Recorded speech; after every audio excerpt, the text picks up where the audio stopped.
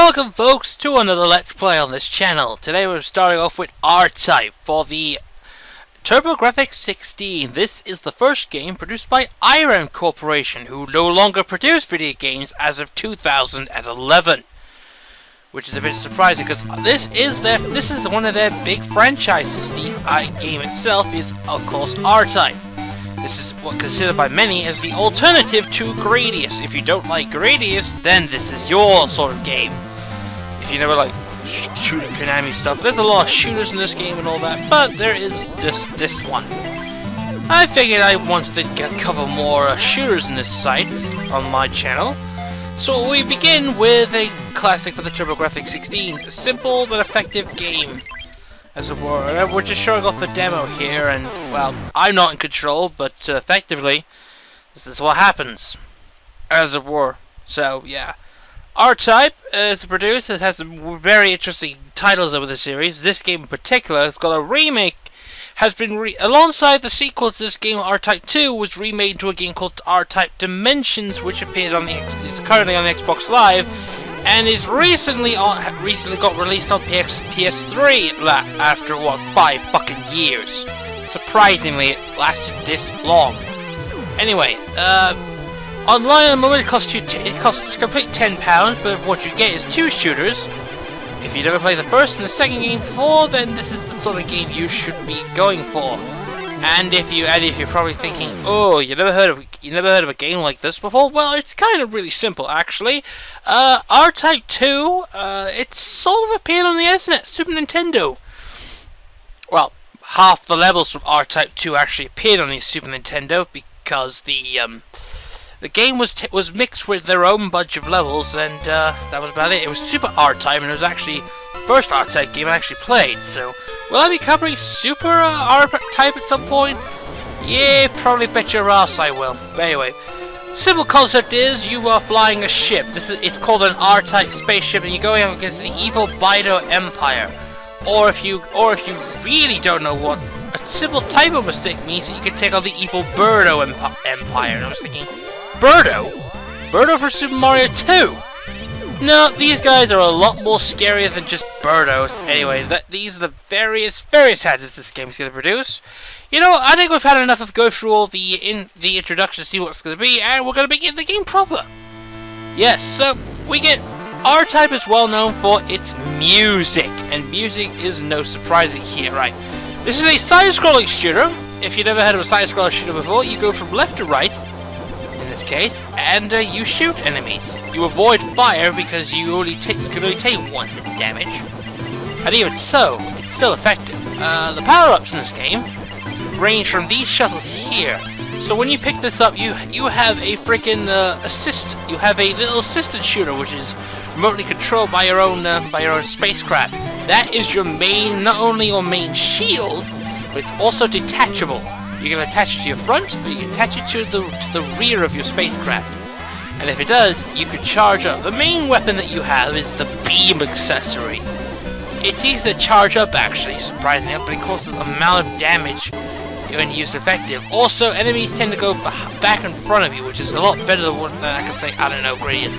Those S items, by the way, they give you a speed up, and if you get a power-up here, you can not only get guns, but you also get the first of 3 big power-ups. This is what I like to call the line laser. It's a reflective laser, very effective in closed spaces.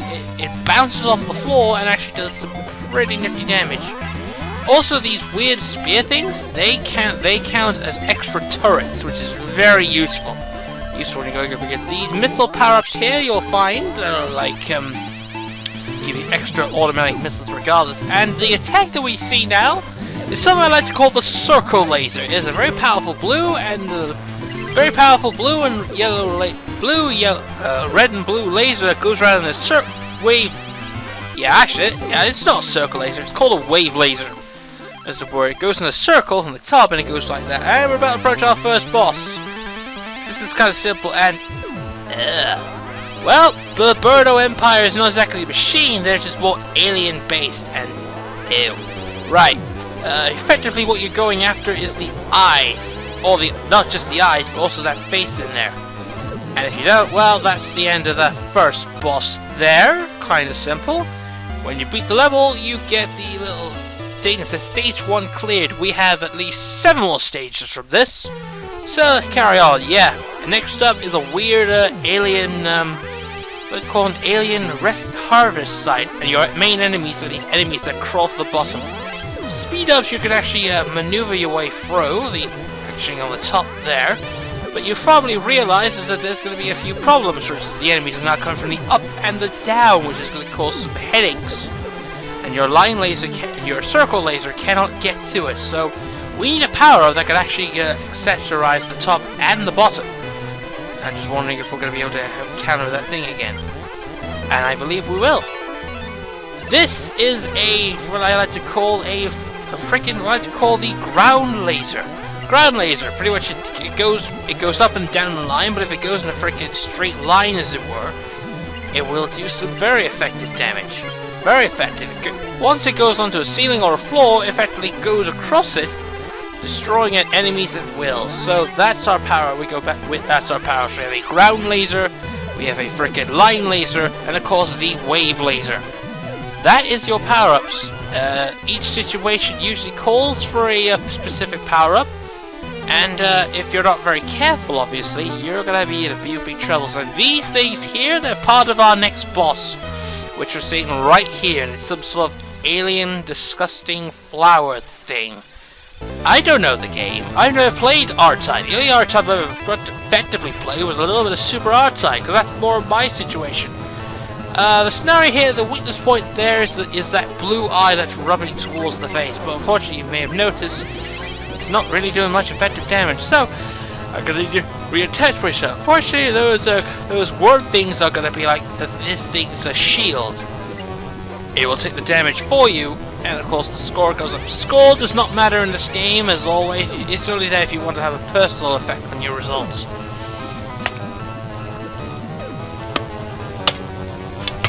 Mentioned before, hit the laser hit the blue thing a few times, as it were. Go like that. Eventually, it's gonna hurt, it's gonna explode, and it does. Good. This level sucks anyway. Ending level 2. We really need some sort of needs a bottom turret. We don't exactly feel comfortable with that. Anyway, moving on to level 3, Caverns. Caverns, we're going to be going up again. Remember that shit that we saw in the intro? Well, this is not only the level, but it's also our boss. But we need to, we can pretty much damage the ship. This ship is the boss, effectively.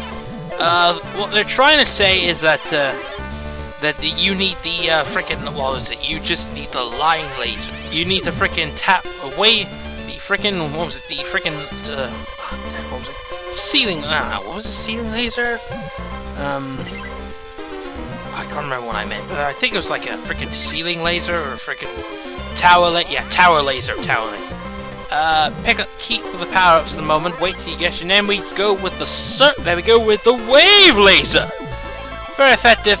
Also, you may have noticed that you're gonna have a little bit of a lacking spot, so this is where you're gonna need to, this is why I prefer this game more than, say, I don't know, Gradius. The game does get a lot better, a lot comfortable, but also you get this attachment. You can also attack from the back. This is the effective solution needed to take out these things. The actual boss of this level is actually right there. The boy shield-like thing, as you can probably see here, this is the boss of the fucking level. And that's about it, because that thing's destroyed, and we can actually move on with the next level. I know, it's a short level, what could you expect? It's not my fault, the game's actually pretty short. It's a TG-16 thing. Most games don't even last longer than, what, say half a fucking hour? Next up is some sort of ancient Berto civilization. With a lot of these enemies, you're gonna have to really use the line laser for this one, because they will hurt, and they will start spewing out green columns, which technically can cause some sort of landmass problem. If you do, you're gonna have not much room to go around. So, switching from line laser to a circle to wave laser. I think I'm going to call it line laser, wave laser, probably tower laser. Yeah, tower laser, that's a pretty good one as well. Those 3 lasers until something else comes out. But those are the signature power-ups to this game, and probably some of the more signature. The boy thing, or the frickin' life detachable pod, as it were, is a sort of a signature thing for the R-Type. Sort of that becomes not only a shield, but an extra piece of weaponry, and allows you to access more speed. Civilization's right. Here's a little bit of a note: if you are very talented player when it comes to R-Type, you pick up multiple shooters, you're gonna have so much speed. It gives you tons and tons of maneuverability, as you can see here. All that speed, and it's gonna give you tons and tons of all that. It just goes to show you, speed is often in this game. Speed counts. By the way, we picked up the bottom turret. Now we actually have 2 lines of turrets attacking, and I believe the boss is coming up, as it were. The boss, of course, is this detachable 3-tiered battleship. As you probably noticed, how to defeat them is that there's growing green things down here. Just remember to shoot the green things, and then you'll probably destroy them. Better way to take them out, actually. Also, the pod shields count as a hit to the enemy rather than hit you.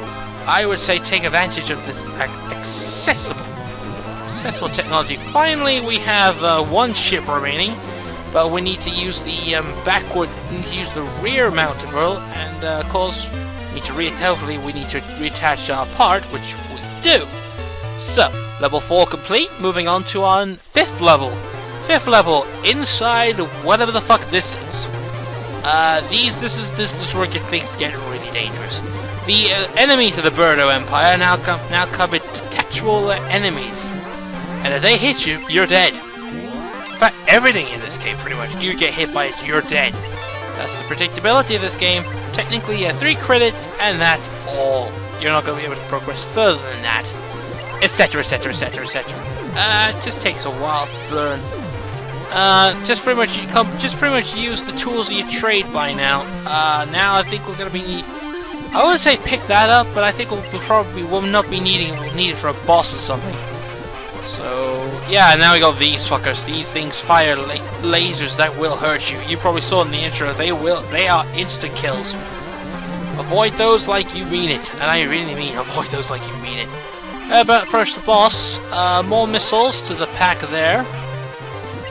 Keep going, because when they fire those laser things, you can't technically avoid those. All you just have to do is pretty much get to a certain line in position. And I think I just glitched that missile pack, which kind of means there's a few things wrong with it, as it were. So I'm just gonna ignore that for now. Just need to be safe for this bit, because when you're super fast, you're gonna make a ton of mistakes, and when you do, you're likely to die. We're about to approach the boss here, so what I do here is rapidly fire the button, so basically most of the boss here just dies instantaneously in 1 hit. Really? That's it? That's kind of a bit of a lame thing. Level 5 complete. We have got a lot of points. Moving up to 25. Now we go on to the inner workings of the Berto Mega Ship. As it were, this is where it gets really dangerous. You will need the frickin' rear attachment, rear pod. You need to attach the pod to the back of you, so you can fire backwards. It's the only effective way you can actually take this. And these battery things, not only are your main core enemies, but they're also the big obstacle of this level. Without the line laser and effectively amount of maneuverability, you are fucking dead. Really, you are so dead. It's not even funny. Just need to keep maneuvering. It's gonna get really difficult at this point. Also, here's a technique that you could use against ceiling enemies. Using the pod, you could use it to kill enemies, as it were, which is kind of cool. So all the enemies that you need. Okay, here comes the most difficult bit of the level. You're gonna need to disattach the pod here. Best way to kill most of those enemies is to be very careful and just apply your means of logic, and then without causing too much trouble, maneuver your way around the area, and then hopefully maneuver your way around to the boss, which is right here. Now, all those freaking so-called piston battery pack things, yeah, they're the boss. You need to kill practically all the ones that you technically missed, and there's quite a lot you missed in this level.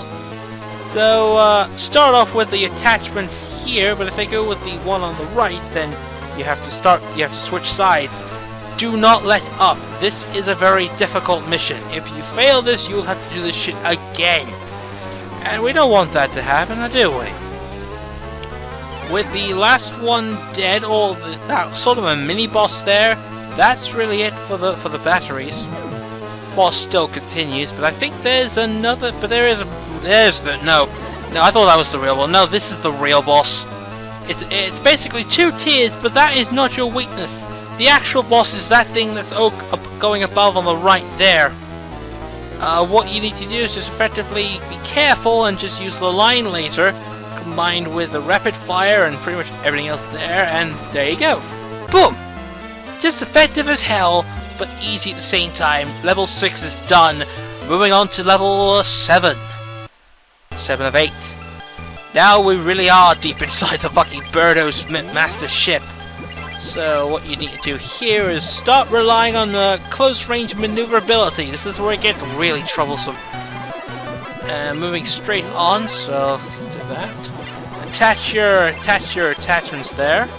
Wait for it gets back, and then do the reset. Get used to. You need to do this really quick. You need to master the fact that you need to turn things on and to not only disattach the boy that's in front of you, the pod that's in front of you. I'm gonna call it the fighting the ship pod. Detach that faster. Do that because this level is fucking dangerous. It will test your skills and more. So keep going with that. Fire the line laser. This is actually the best weapon at the moment because some of the other weapons wouldn't be as effective. The freaking tower laser wouldn't be as effective. It only goes for ceiling. The wave laser. Effective it is, no, but wall lasers like this, the line laser bounces off the walls. Pretty much any enemy that's in its path using the reflective surface, yeah, they're dead. And all you just have to do then is take advantage of not only the shields that are above and below, but the turrets that are above and below you. But basically, we just go through that, and now we've approached the next boss, a recycling creature thing, right? Yeah, this is where all the rubbish go. Let's call this the Berto Junk compactor. Boss is here. There's the actual boss. It is a freaking junk. Let's just call it a Berto Junk supervisor. What you should do is aim for the blue thing that's on its back. When you do, that is how you take this thing out. Keep going though, because once you've got the shield and the lasers, we have effectively done. So, the 7th level is complete. We have 1 level to go, and that's the cause to confront the Berto Empire's mastermind. And all of a sudden, I'm seeing tentacles, and I know where this shit's going. Quite literally. I'm not liking this at all. Best thing you do here is to keep the line laser. Best weapon ever. It will bounce off walls, and it will be basically your shield. That spear is part of the final boss. Avoid it like the void, voided like the plague. And when I mean this, you must do not touch it. It will kill you instantaneously. That is actually the final boss. You can't destroy it. See, the lasers that go through it. Yeah, you can't kill it. You have to wait till we get to the very end for that shit to happen. Okay, so. So to this point, I've never got this far, and now we've arrived. This is it. That is the Berto leader, or the mastermind behind the whole Berto Empire. So your job is to shoot the thing that's protecting it, whilst getting to a position. Now, with the maximum strength, you are literally protected by the whole thing. So your job now is to find a safe position and keep blasting the bloody thing. Until it goes to its final stage, which is going to be unleashing all sorts of hell, and all that. So it's just that. And here we go. Here's the third one. 3, so that's the next one. Keep shooting it though. There are several ways of killing, as I mentioned before. There are tons of ways to do this. Just pound it. Just keep, when you hit it, the line laser will destroy all the opponents that's in its way. Now that we've actually got the fourth one, and if you hit it a few more times, it's going to go to its final strategy, which is really big and it's really bitchy. Okay, so final strategy coming up. Get to it now. Now those spears are locked onto you, so your job now is to basically dodge them in high speed. Do what I do here, which is charge the laser. Even if you fire the big laser cannon, the line laser will do the job, killing all the minions off. So you are safe, and that is it for the Berto Empire. It has been defeated. But of course this game was very successful, and of course a sequel was ordered after this one. But for now, ladies and gentlemen, we are done with this LP. And what can I say? This was a really quick one. Most TurboGrafx-16 games are more 20-30 minute marks anyway, so it's a pretty good game. It's a great alternative to it's a brilliant alternative to Gradius, that's for sure. Will I cover Gradius at some point? Probably, maybe. But it depends if anyone wants me to do the sequel, which is R-Type 2. And after that, I'm gonna have to go find it for the arcade because it's not easy to play. So, thanks for tuning in, ladies and gentlemen. I'll see you next game. Bye for now.